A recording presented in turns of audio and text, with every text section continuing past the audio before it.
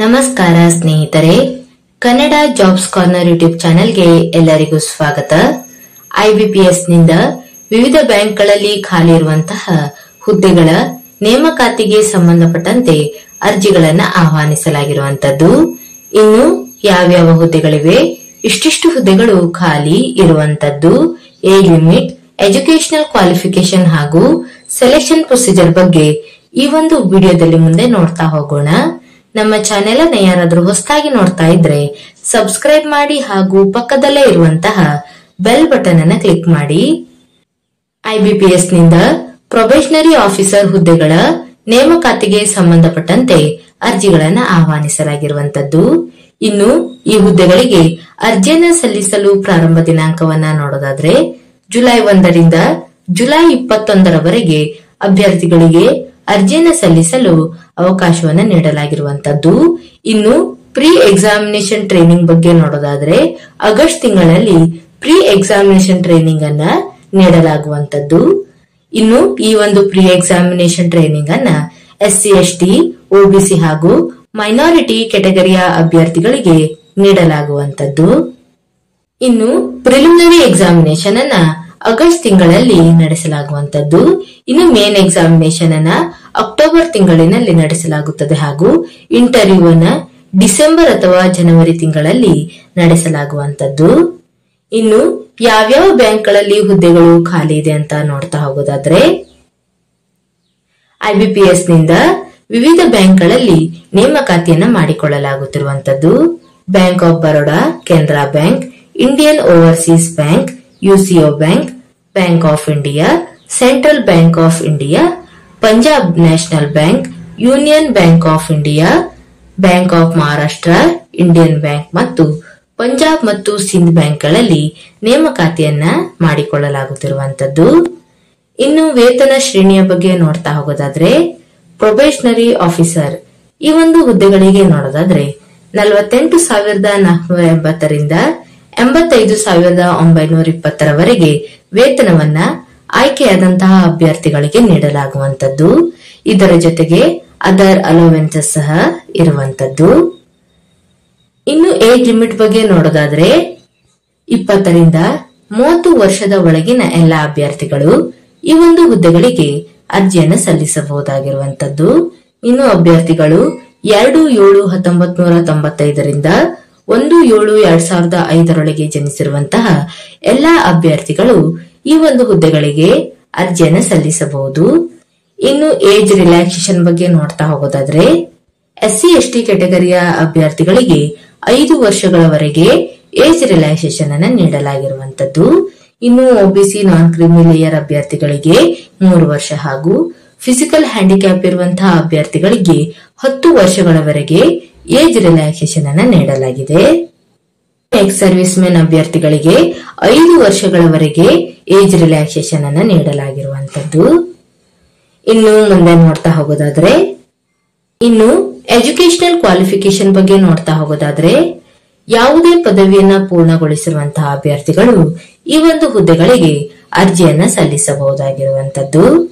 ಇದರ ಬಗ್ಗೆ ಸಹ ನೋಟಿಫಿಕೇಶನ್ ನಲ್ಲಿ ಎಲ್ಲಾ ಮಾಹಿತಿಯನ್ನ ಡೀಟೇಲ್ ಆಗಿ ನೀಡಿರುವಂತದ್ದು.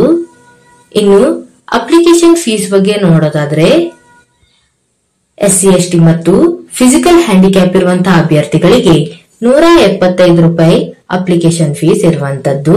ಇನ್ನುಳಿದಂತಹ ಅಭ್ಯರ್ಥಿಗಳಿಗೆ ₹850 ಅಪ್ಲಿಕೇಶನ್ ಫೀಸ್ ಇರುವಂತದ್ದು.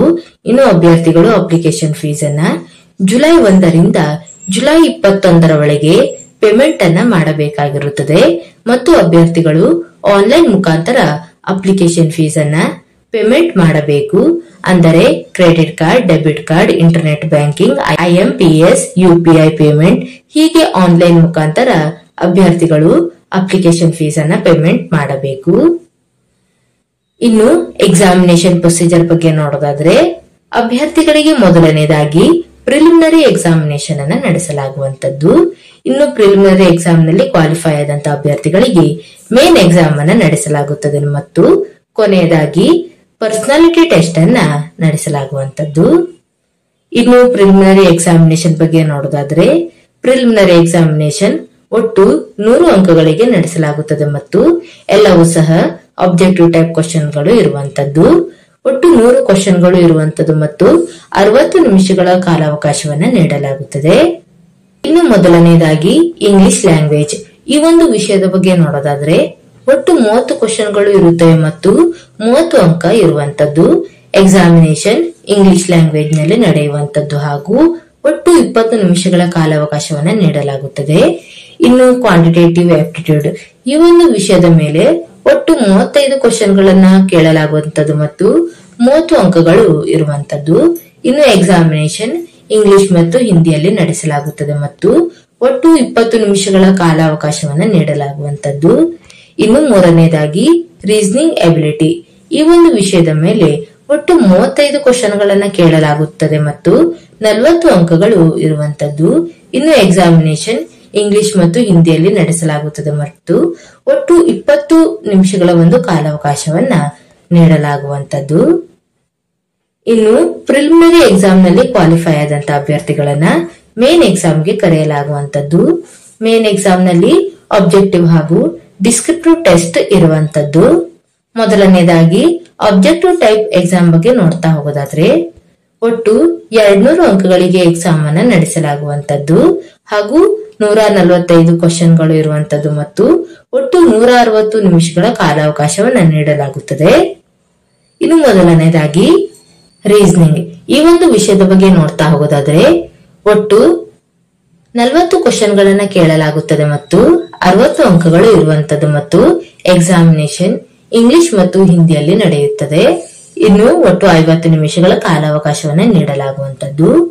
ಇನ್ನು ಎರಡನೇದಾಗಿ general or economy, banking awareness, digital, financial awareness ಈ ಒಂದು ವಿಷಯದ ಮೇಲೆ ಕ್ವಶನ್ಗಳನ್ನ ಕೇಳಲಾಗುವಂತದ್ದು.